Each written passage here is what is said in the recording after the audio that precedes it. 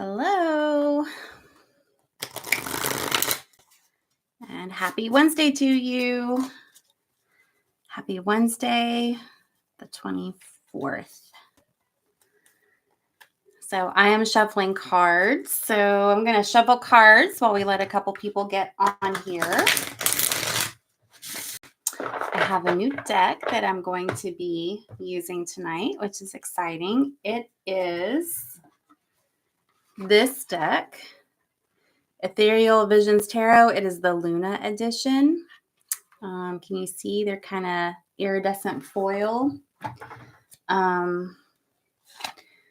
There's iridescent foil around the edges here. This is a gorgeous, gorgeous deck. So I'm excited to use these. I've actually had them for a couple weeks now, and I forgot that I got them, and we're going to use them tonight. So it's kind of funny. I'm looking at my cards that I have in front of me. I have 4 decks right now. And this is the Ethereal Visions. That's what the back looks like. I have my moonology cards. That's what the back looks like. You see a theme going on here? There's this one. This is the Divine Animals Oracle. And then we have these, my holographic tarot. Definitely have a theme going on here. So let me put these back where they go. Okay. So welcome, welcome. It is Wednesday the 24th. We are in between a full moon and a new moon right now. And we also are getting ready for Mercury retrograde to start. It's the first week of August. Fun times. So we'll be talking about that. And I'll be doing some intuitive card pulls for you all as well. So with the lives, you are welcome to interact, ask questions, provide commentary during the live broadcast. And I will do my best to see those comments and reply or interact with you. If you happen to be not watching this live and you're watching a replay, people do leave comments. I try to see them.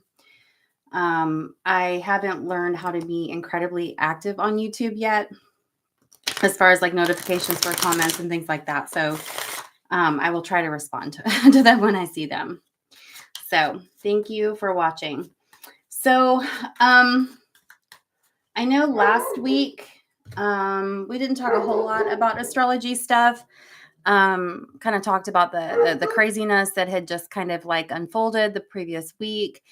And I haven't done card pulls in a while. So definitely feeling in the move for that. I just got a ding on my phone. Let's see. Hold on. Okay, fun times. So I forget that when my phone is close enough to my MacBook that it shows me my text messages. So that's all good. So yeah, so we had the full moon on what was it, the 21st, I think. And it was a beautiful full moon. I don't know if anybody saw it. And we have the new moon coming up early in the morning on the 4th of August, if we're talking Eastern Standard Time. And pretty much we've kicked off Leo season, passionate, fiery Leo season. And we are definitely in the shadow period of Mercury retrograde. And it will officially retrograde on the 5th of August. And it will be retrograding first in Virgo, and then it will move into the sign of Leo kind of about halfway through. But pretty much the entire, month-ish of August, we have Mercury retrograde. And as you all know, like we have talked about this in the past, but Mercury retrograde, even though it gets a bad rap because of like communication issues, technology issues, travel issues, because Mercury governs things going from here to there. It can also be a fantastic time for revisiting and reviewing and, just kind of like doing a mental and emotional, kind of inventory of, kind of where you're at, where you've been, where you would like to go when Mercury goes direct again. And it is a fantastic time to, kind of just like take a little bit of a time out just to do that assessment, right? Since the Mercury retrograde energy is, we experience it as Mercury going backwards, it's a slowing down of mercurial energy. And I think that that's why, we maybe experience kind of the friction is because the things that Mercury governs, travel, technology, communication, things like that. And then when we're trying to kind of force things through, like hurry up, right?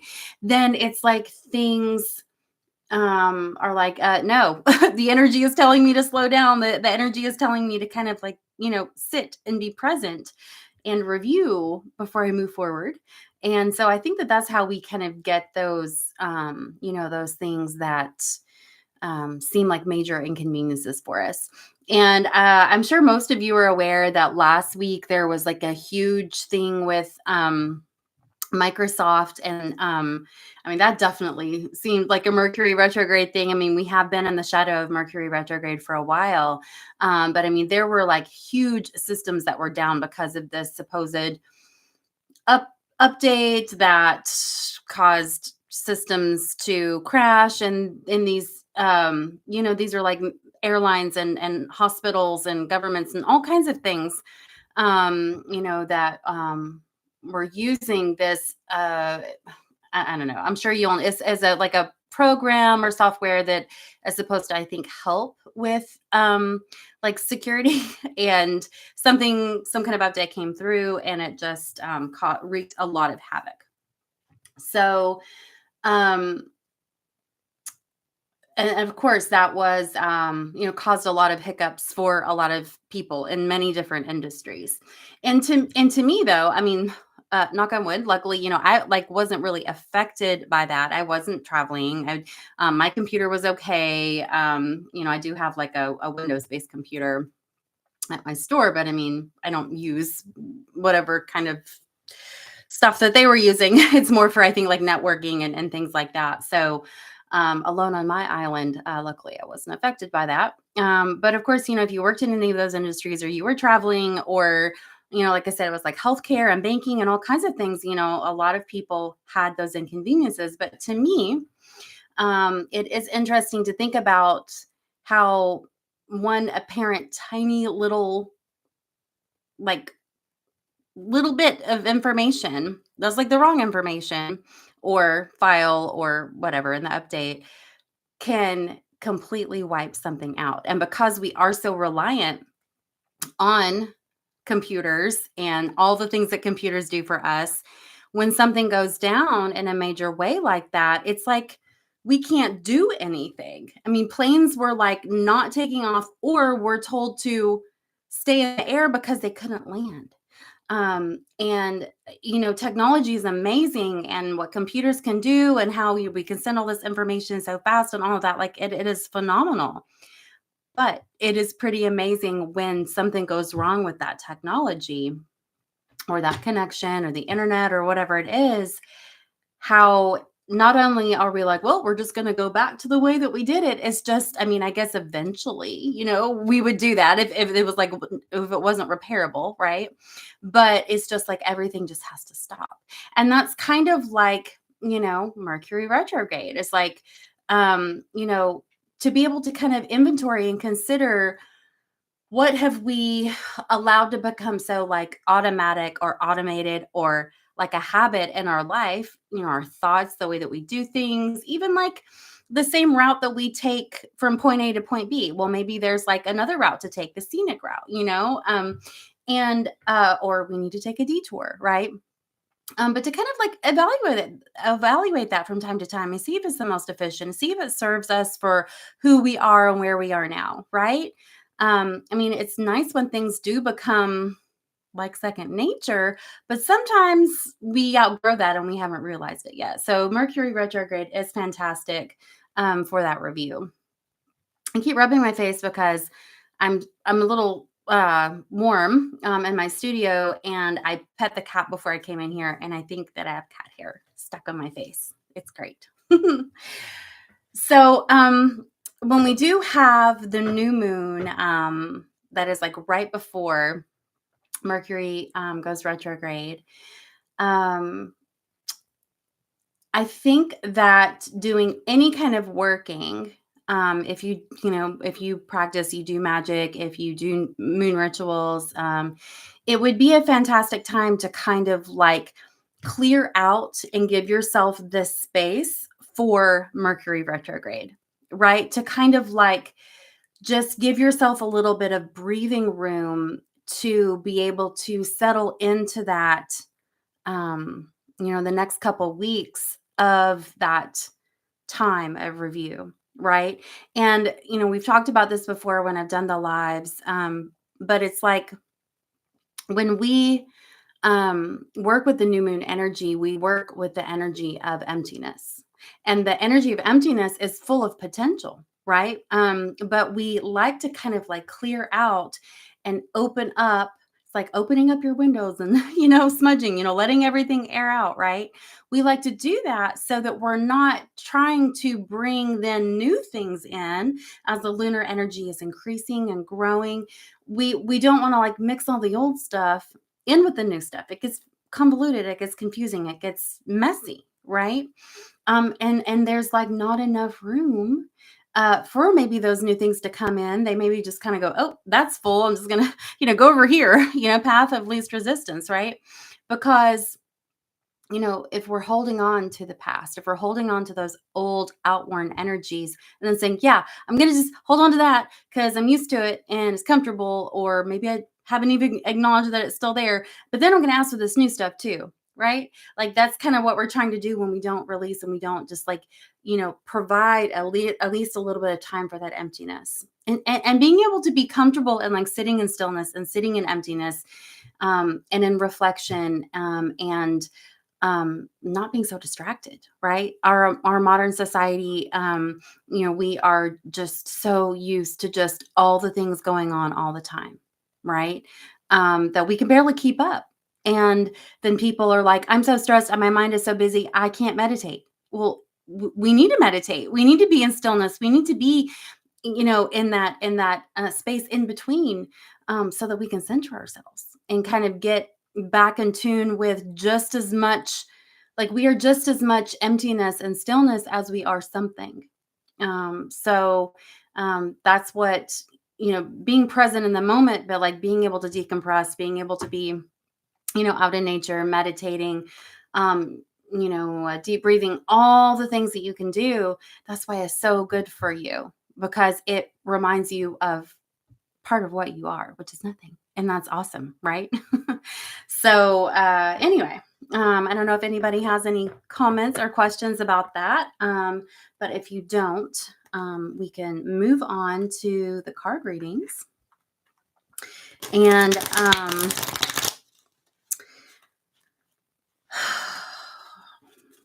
oh, also, we do have a pagan holiday coming up on August 1st. And I always feel bad for this holiday, because it's like people, not everybody, but it's just like everybody is like Beltane, woohoo, which is in like May, and then they're like Samhain, Halloween, woohoo, which those are great, holidays. But August 1st is Lunasa, and it is really like the first like harvest festival. It's like where we, summer's not done, but we're starting to, we've started to bring in the harvest. We've started to see the things that have really kind of started to come into fruition, and we start to gather that and kind of see like this is literally or figuratively, right?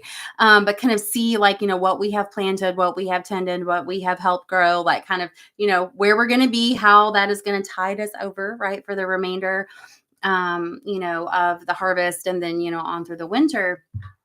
And so, some people kind of just want to skip over, Lunasa, but it's just kind of like with harvest, if you've ever grown anything, whether it's like herbs in a pot or strawberries or, vegetable garden or whatever, it's like some things that you've planted, grow and grow and grow, and then they're ready to harvest all at one time. Around the same time, right? Like even like something like pumpkins, if you've planted them and they take a really long time to grow, and then when they're finally big enough and before the frost, you can harvest them, right? But then there's certain things that you're going to want to harvest things, throughout the growing season, not only to kind of maximize the yield of those plants, but then also to maybe help the plants continue to produce. Because if you just kind of let them grow and you're like, well, I'm just going to chop down this, I don't know, let's say basil or something. At the very end of the season, the basil will have already put out flowers. It's going to be like kind of like all leggy and everything, but it can kind of like bush out and be like healthier if you kind of keep trimming off of it throughout the season, right? So I like to look at Lunasa as kind of like an honoring of the process of harvest, right? It's not just wait, one and done. There is a process to it, and we can start to connect to that appreciation of the energy of what we planted, what we have tended, what we have helped nurtured and helped grow, and we start to see the fruits of our labor, right?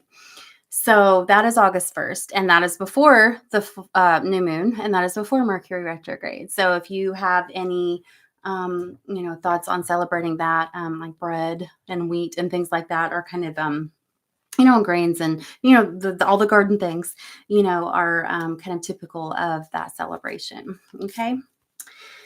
So let us pull some cards, and I would like to ask, kind of like really looking out through the month of August, what we need to know, things that maybe we really need to pay attention to. I wanted to say like look out for, but I don't really want to necessarily, take that bent. Like it could be what we look out for, but it's also like, it's almost like those little signposts or beacons of light that kind of that help us know that, that's kind of what we're aligning with in the month of August. So I would like to pull some cards regarding that. What do we need to know about the month of August? What are some things that we can kind of look for, that will either show up in our lives, in our experiences, as it could be synchronicities, it could be signs, it could be themes, that kind of just let us know that we're really maximizing the energies of the upcoming month. Okay. And so let us see what is going to come through. I am using this new deck, and let's pull a card. Oh, the Empress. The Empress. I love the Empress card so much. And I am really trying not to energetically, what is the word? There's a word, but it's not coming to my mind. But it's like I'm not trying to like overtake this reading with my own energy. But the Empress card is such a wonderful card. I love the artwork in this deck, but she is she's very much abundant. There is still that potential energy in the Empress. She's often depicted like pregnant in this card. She's gathered, some plants, and she's got flowers in her hair, and, all there around her belly. And the Empress card is really the embodiment of fertility, but it's not necessarily, it can be, but it's not necessarily like, like sexual fertility, right? But it can be, but it's kind of like we were talking about for Lunaso, like, what seeds did you plant, and have you been tending and nurturing? And then like, what is going to be birthed? What is being grown from that? And I feel like that we are really being called to witness that and to see that, and to also let ourselves be in that celebration of gratitude. And it doesn't have to be like a big celebration, right? But to be appreciative and to be grateful, because we know when we allow ourselves to relax into that feeling of gratitude, that more things to be grateful for do show up, right? If we're always just being pessimistic or just saying, oh yeah, well, there's this, but then there's all of this stuff that hasn't happened or that's there that I don't like or whatever. Well, where our attention is focused is kind of what our vibration is going to shift into, and then it's going to be, what we magnetize and bring into our lives. So I feel very much a lot of gratitude with this card, and I feel like it's almost like we're being asked to kind of to step back and say, wow, I did this. I did manifest this. I've put this, this energy and this work into, it could be your job, it could be into relationship, it could be into your health. It could just be like in general themes of like love or abundance. But acknowledging what you've put in, and then let yourself like actually enjoy and start to kind of reap those rewards or reap those benefits. Okay, very nice. Okay, and I'm going to pull a card from the holographic Rider-Waite, see what else we get. The fun thing about when we use multiple tarot decks, sometimes we get repeating cards, which is to me like mega confirmation, right? I'm not saying that I'm going to get the Empress card, but who knows, right? So let's see here. So what else do we need to know for August? Signposts, beacons of synchronicities, things that will really help us maximize the energies of August. And then we have the Queen of Swords. Okay. And the Queen of Swords is a queen of action. Okay. But she is also, she has kind of, this card is that the energy has leveled up to queen status, right? She has put in the work. And if you're not a female, then I mean, it can be like you, right? Put in the work. But you've put in the work, and you are, you can still be decisive about like what the next steps are, but you also want to kind of be in that balanced energy of enjoying the work too. Because if you're just like still, if you're too active, and this kind of goes back to what I was saying about meditation, if you're too active, then you kind of miss out on the moments of appreciation, right? It's like the people who might have a ton of money, they have a very high paying job, or they came from money or whatever, and it's just let's just say that they're also a workaholic. Okay, and so it doesn't matter how much money they earn, it raises the bar, and then they're working harder and they want more and more and more, and they don't maybe really get to enjoy the fruits of their labor. Fruits of your labor is like the big thing that keeps popping into my head when we're talking about all of this. So do enjoy the fruits of your labor, and know when to rest and enjoy, and appreciate, reap the benefits of, and then know when to still take decisive action. Okay. All right. Let us pull a divine animal oracle card. Let's see what we get here.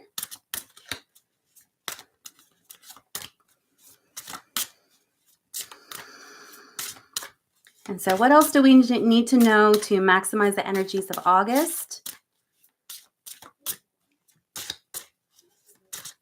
I am hearing like know when to stop and smell the roses, and know when to kind of go and like kind of step into that next step without hesitation. You have experience, you have the know-how. I mean, you have lived your whole life up until this very moment, right? You've learned some stuff, and sometimes like the next step along the journey of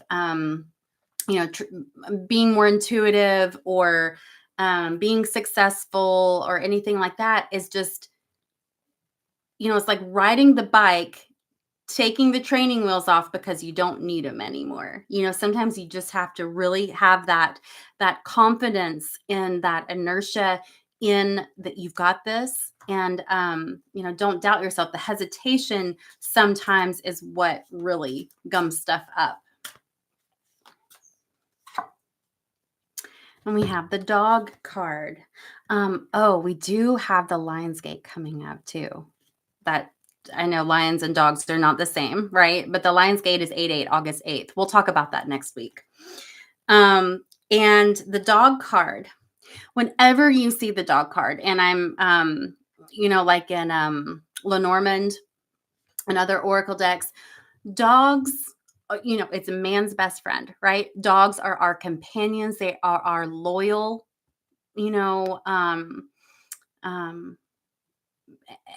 I was going to say partners, they can be, right? Our friends, our children. Dogs are always loyal and by our side. And it is the essence, the dog card. You see this person, and there's a dog sitting right next to them, right? Just kind of being there, sharing their energy, but then also kind of keeping that watchful eye. And so it's very much the energy of loyalty, of companionship, and it can be like a loyal friend. This could be, kind of speaking to your your pets that you have that are like your companions, honoring that relationship. But it could also be companionship in having a situation in work where someone just really gets you and you work really well together as a team. They have your back, you have their back.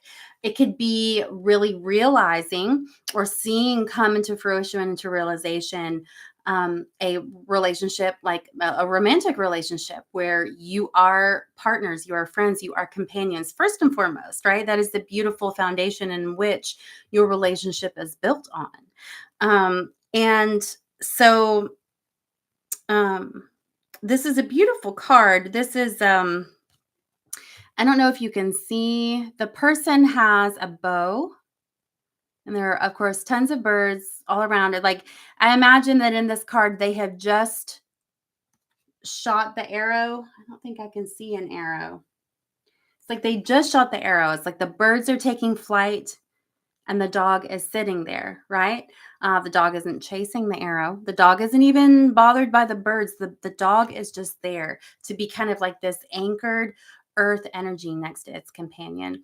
And so maybe as you look towards August, and you are in that Mercury retrograde energy of kind of that inventory that we were talking about, think about your energy that you contribute in your relationships, your friendships, your coworkers, your romantic relationships, your family, about your loyalty, about your companionship. And it's not like you have to be that way for everybody, right? But for your people, the ones that really, really you jive, and you're like, before you were born, your souls, y'all had some conversations and said that you were going to meet up in this lifetime. Who are those people, right? And are you being that person, that you kind of vowed to be as well? And so with that Mercury retrograde, kind of just, letting yourself evaluate, what you contribute, and then also evaluate what you are receiving, and to see if those interactions are up to par, right? You don't even have to make a judgment on that. You don't in Mercury retrograde, but you can review it, right? And just kind of inventory and see. I want to pull one more of these beautiful tarot cards.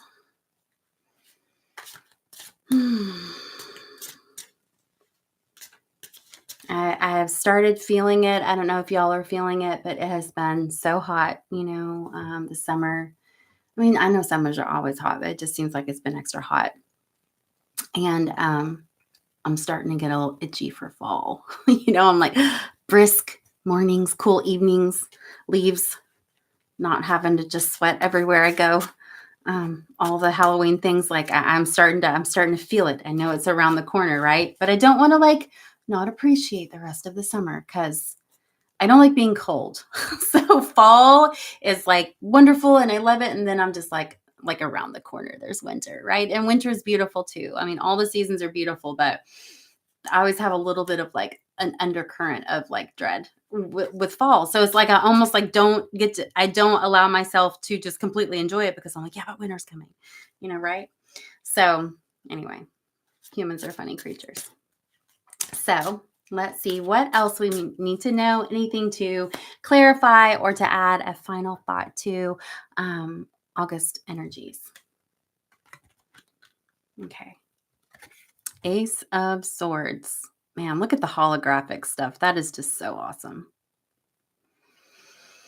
And we do have another sword, right? We've got Queen of Swords, right? And we have the Ace of Swords. Ace of Swords is a new beginning. The Ace is the first card in the suit, in each suit, right? And in the suit of Swords, the Ace is the first. And this is, man, I've been having deja vu a lot lately. This is reminiscent of, I want to say, some cards that we got in a previous live. But that there is time coming up soon. I feel like more towards the end of August. But there may be things kind of teaming or like in the works, and you're just kind of like thinking about it and reviewing and all of that Mercury retrograde stuff, right? But there is going to be an opportunity to start something new. And this could be in any avenue of your life. But this is an opportunity to I'm hearing like strike while the iron is hot. And it is give yourself a little bit of grace and a little bit of time just to kind of ruminate, but then just kind of do that inventory, set your house in order, right?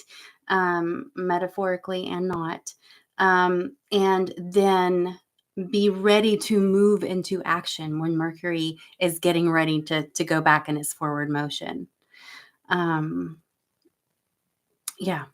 So when we look at as North Americans, or as I don't know everybody who watches this, but like in North America, we look at there is a winding down of energy, after you get done with the summer and then you're into fall and then winter, and just as humans, like it's a very much more like kind of hibernating, introspective, time. That's what we want to do as humans in the winter time. But it's not winter yet. We're really just kind of halfway, just past the halfway point. And so I feel like that there are still things to start and to begin, definitely before Halloween, for sure. So if you've had something that's kind of just starting, or something that's kind of you're wondering if you want to start something new, or you're kind of feeling the pull towards that, then over the next couple weeks is a fantastic time to sort that out if you don't know what it is. And if you know what it is, you don't have to rush things, because when the timing is right, and trusting when everything feels like it's in alignment, when you do have that sense of peace and just like, this is right, then you just step into it, right? You don't have to wring your hands and say, but I don't know if this is the right thing to do. You're going to know, you're going to feel carried in that energy. And only you would get in your own way at that point if you chose not to, or you hesitated, or second guessed, or whatever it is. So I like those cards. That's beautiful. That's a very lovely message. And I am not going to continue reading, even though I love reading, and I could just keep pulling more cards, but I'm not going to do that tonight. I feel like that's kind of a nice encapsulation of the messages. And if you all have any questions or comments, feel free to leave them, below the video. And as soon as I see them, I will respond to them. And otherwise, hope you all have a great evening. Hope you have a great week. And I will see you next week, where we will talk about the Lionsgate portal that is coming up. We will talk about that a little bit more, because I just mentioned it. I didn't really talk about the energies of it. But numerology portals are fantastic. They're amazing. 8-8. So infinity, right? So maybe ponder on that and we will look into that next Wednesday. So hope y'all have a good night and I will see you soon. Thank you.